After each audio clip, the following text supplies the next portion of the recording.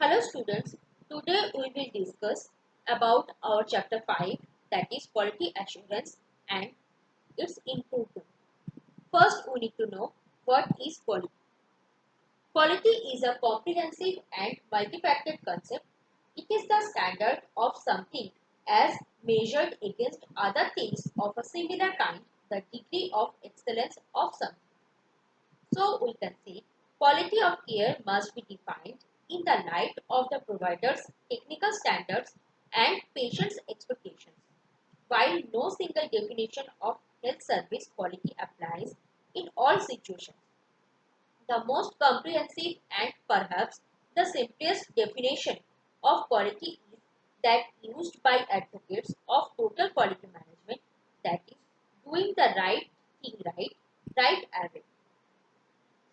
So, quality is not just a box to be ticked or something you pay lip service to. Failure resulting from poor governance, ineffective assurance, and resistance to change can and do have dire consequences for business, individuals, and society as a whole. Quality applies to everything like every product, service, process, task, action, or decision in an organization can be judged in terms of its quality. How good is it?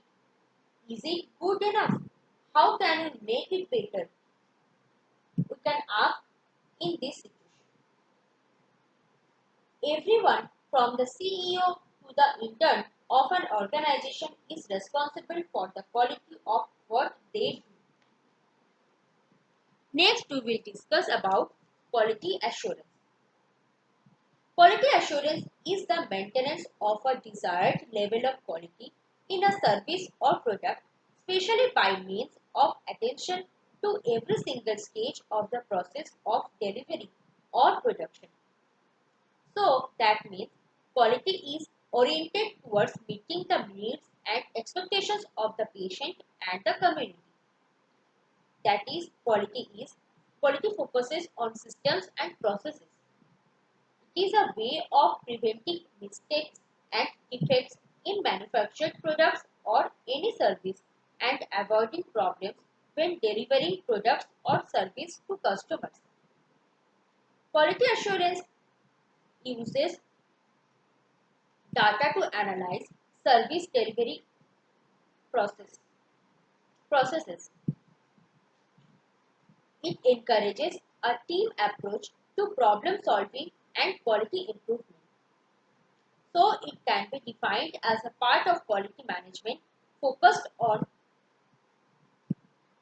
providing confidence that quality requirements will be fulfilled. Next, we will discuss why quality is needed. Different reasons are there. These are rapid advance in healthcare sector. In healthcare sector, technology is increasingly playing a role of almost processes from patient registration to data monitoring, from lab tests to self-care tools. Next, improve communication technology and role of media. And in effective communication, the choice of messages and media must correspond to the culture and beliefs of the target groups to make them comprehend and adopt the conclusions. Increase awareness of people about health, awareness of disease and symptoms is essential for screening and early detection. People become more aware of diseases and healthcare options. It keeps them from taking preventive action or from visiting their doctor and accessing care. The overall object is good patient care. Improving patient care has become a priority for all healthcare providers with the overall object of achieving a high degree of patient satisfaction. Rapid development in diagnostic and operation technology. Nowadays, diagnostic technology and operation technology is developed very much. For an example, you can take in cataract surgery. Previously, it was the surgery procedure was the phaco, and now the new process is FAMCO. come to cataract surgery, it, um, it is the laser cataract surgery. Healthcare by developing a carefully planned hospital quality management. Nowadays, you must have seen that different hospitals maintains a proper quality management system, and they set some goals and some indicators to meet the quality standards. Next, we will discuss the importance of quality assurance in health. First is improve the health status of the population by making some standards in quality management. We can improve the health status of the population, and it should be we can so that we can give better treatment or better service to our patient and side by side the society and the population. Ensure the right of the people to access quality health services. Nowadays, people are more aware about the patient rights, and by making some procedures, we can ensure the right of the people to access quality health services, meet customers need expectations. Nowadays, healthcare industry becomes a industry by setting some standards and indicators in quality related. We can meet customers and customer needs expectations also. Maximize utilization of resources and reduce cost. Quality means continuous improvement. By improving ourselves, we can maximize utilization of resources and reduce the cost of our organization. Ensure effective and efficient utilization of limited resources by setting some quality indicators, by practicing the right thing at the right time. We can ensure the effective and efficient utilization of limited resources, standardize healthcare services and reduce variation. If we standardize our services, if we give standard facility and quality, if we meet our customers' expectation, then we can standardize healthcare services, and then it reduce the variation. Ensure safety and minimize risk. If in the clinical and other way, if we make some indicators like different types of indicators and quality management system, then we can ensure the safety and minimize the risk of treatment in our hospital. Fulfill the ethical and professional duty by health professional by making some indicators and by making some rules of related to quality. You can fulfill the ethical and professional duty of health professional. Quality assurance system. Quality assurance is a range of activities which collectively comprise the intelligence gathering arm of quality assurance. The systems are: first is quality. First, we need to ensure to delivery the quality of care to our customer. Then,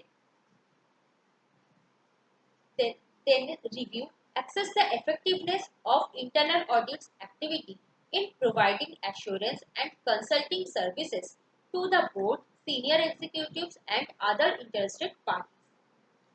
Next is audit. A quality assurance audit is a documented, systematic process performed in a planned manner by competent independent personnel with the objective of evaluating the application by an organization to the principles and requirements of defined quality regulations and customer expectations. Next is evaluation. The evaluation matrix presents indicators by quality assurance competent and key question, and it enables evaluators to build an approach and select methods. Next is surveillance. The primary methods of surveillance are planned inspections, random checks, observations, monthly reports, and the review of those records. Example, you can take the medical records. Appraisal, a performance appraisal system for quality assurance is very important. Monitoring, the last is monitoring efforts, strive to generate high quality information. Quality assurance and quality control are processes that ensure data integrity and minimize errors. Next, we will discuss the quality assurance process. The first uh, process number one is planning for quality assurance. This is the first step. In this step, we need to review of the organization's scope of care to determine high priority, high volume or problem prone services. Next is developing guidelines and setting standards.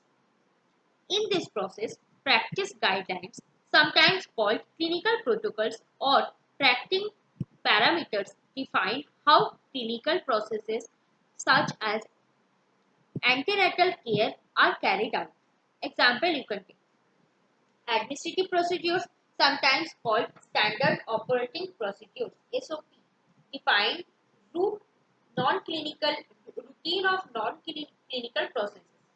Specifications usually pertain to product characteristics or material inputs such as drugs and technical equipments related to health service delivery.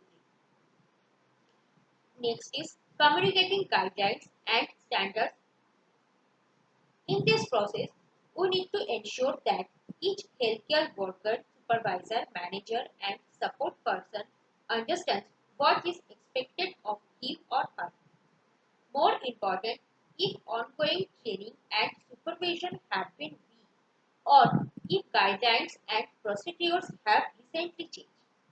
A dialogue about guidelines and standards can take place in the context of supervision, training, and other channels. Next is monitoring the quality. In this process, we need to focus on routine collection and review of data. Assess whether program norms are being followed or whether outcomes are improved. By monitoring key indicators, managers and supervisors can determine whether the services delivered follow the prescribed practices and achieve the desired results. Next is identifying problems and selecting opportunities for improvement. Suggestions from health workers, performing system process analysis, reviewing patient feedback or complaints, and generating ideas through brainstorming or other group techniques are the important things of this process. Next is defining the problem. Operationally, a gap between actual performance and performance as prescribed by guidelines and standards. It is clearly stated where the problem begins and ends, and where it ends, and how to recognize when the problem is solved. Next is we need to choose a team. For we need to focus to assign a small team to address the specific problem. The team will analyze the problem, develop a quality improvement plan, and implement and evaluate the quality improvement effort. Team should comprise those who are involved with, contribute inputs or resources to, or benefit from the activity or activities in which the problem occurs. Next is analyze and analyzing and studying the problem to identify the root cause. We need to focus to achieving a meaningful and sustainable quality improvement effort depends on understanding the problem and its root causes. Complexity of health service delivery, clearly identifying root causes requires systematic in-depth analysis. Next, analytical tools such as system modeling, flowchart, and cause and effect diagrams can be used to analyze a process or problem. Next, we will discuss the developing solutions and actions for quality improvement. The problem-solving team should now be ready to develop and evaluate potential solutions, unless the procedure in question is the sole responsibility of an individual. Developing solutions should be a team effort. It may be necessary to involve personnel responsible for processes related to the root cause. And the last is implementation and evaluating quality improvement efforts. The team must determine the necessary resources and time frame and decides who will be responsible for implementation. Team should select indicators to evaluate whether the solution was implemented correctly and whether it resolved the problem it was designed to address. Next, we will discuss the monitoring indicators of quality assurance. Indicators are very much important to monitor the healthcare services, either hospital or in community health settings, to give a proper quality to services. Hence, there is a need to develop the simple and specifically designed indicators which can be easily understood by all health personnel. Then establish the simple, easy and feasible mechanism for regular monitoring of the quality assurance in health services. Indicators should be percentage of need-based services provided by trained health personnel, maintain infection prevention activities, management or management for risk cases and referral system, percentage of client satisfaction and acceptance of health services, proper system to coordination and communication, provision and system of guidelines and counseling, motivation of service providers and the, their work satisfaction, positive reviews of general public on service and care providers, public relation system, follow-up system, system of teamwork, activities with effective leadership, develop health committees, record and reporting the system, facilities and accessible of equipment and supplies. These are the indicators we should follow in an organization related to healthcare. Next, we will discuss the personal, professional and individual roles in an organization. Regulation. The professional and the individual employee of an organization should regulate and should follow a proper regulation in a way their professional skills, their communication, their time management, leadership and public speaking, flexibility and teamwork. Healthy competition. There should be a fair competition in between colleagues. Continue education. They should continue their education to improve their self. Continue quality improvement. They should improve their quality and by continuing their by improving their skills, and it will improve the quality of the organization too.